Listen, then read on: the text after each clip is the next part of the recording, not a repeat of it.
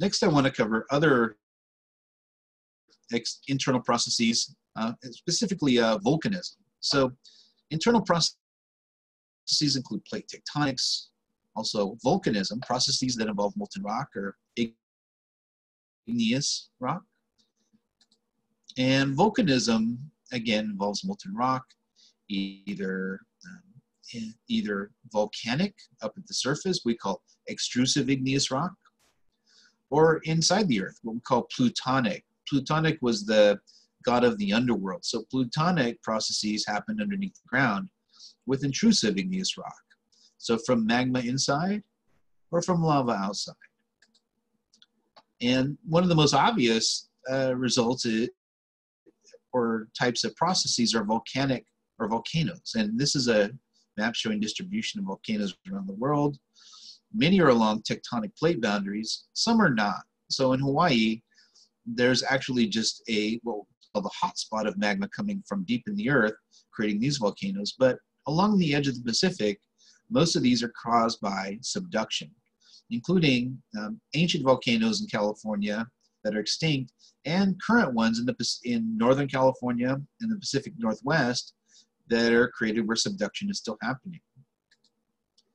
There's different kinds of volcanic landforms. So where lava meets the surface, you can have volcanoes.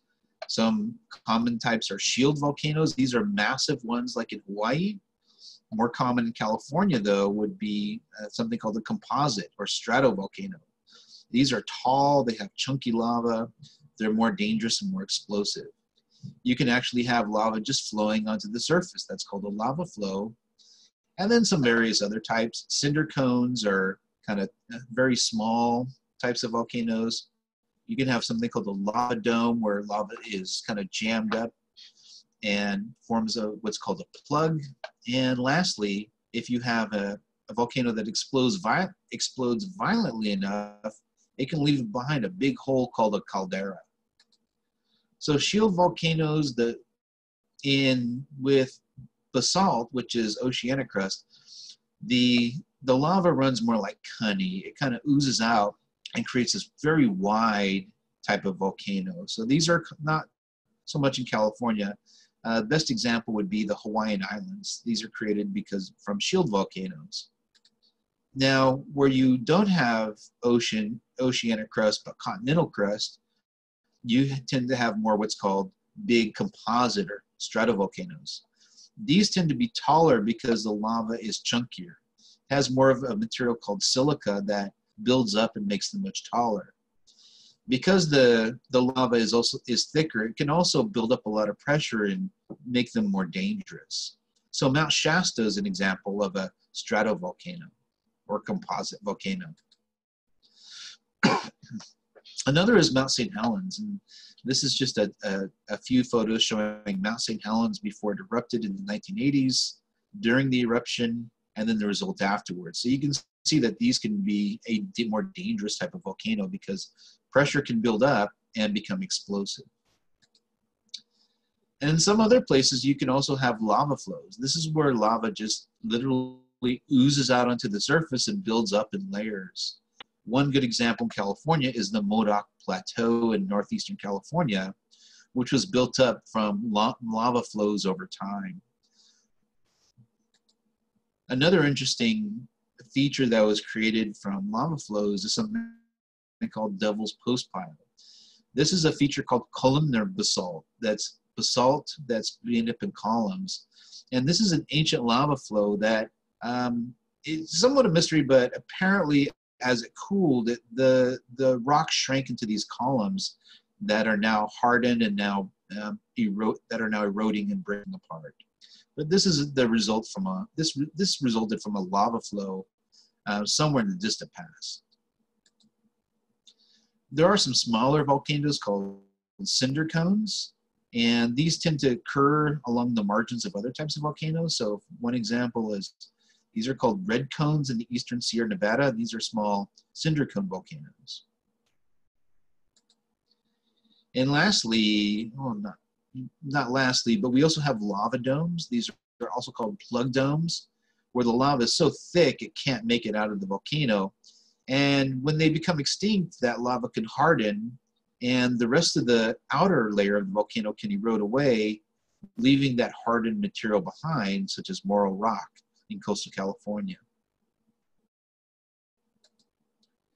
And now lastly, a caldera is where you have a volcano that is no longer there because you had such a violent explosion that it left behind essentially a big depression or hole in the ground.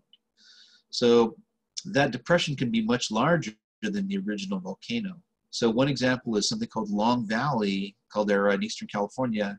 That is just miles and miles of a basin that was created from a massive volcanic explosion in the geologic past. Okay, so that covers the volcanic processes, the stuff that's happening on the surface, but we also have stuff happening underneath the surface. These create what are called plutons. This is a general word for bodies of what's called intrusive igneous rock, rock that forms under the ground. Now there's various types. There's what's called sills and dikes and volcanic necks, various shapes and sizes, but the most massive one is what's called a batholith. A batholith is just a large, over 40 square miles of rock that get created underneath the ground that are made of granite. And these are significant because they make up the core of major mountain ranges such as the Sierra Nevada. So here's a couple of examples of features like a volcanic neck. This was the inside of a volcano that hardened, and then the rest of the landscape eroded away, exposing this thing that had once been underground. Here, this is a dike that's been exposed at the surface. These are outside of California, but just to show you some examples. But probably the best example in California of a pluton is what's called the Sierra Nevada batholith. This is just a massive piece of intrusive igneous rock that formed underground in what's now the Sierra Nevada. Now, because the Sierra Nevada has been tilted upward over time, that has exposed this buried rock, and it's now at the surface. So if you go to Yosemite and you see all that granite, it originally formed underneath the ground as a massive batholith.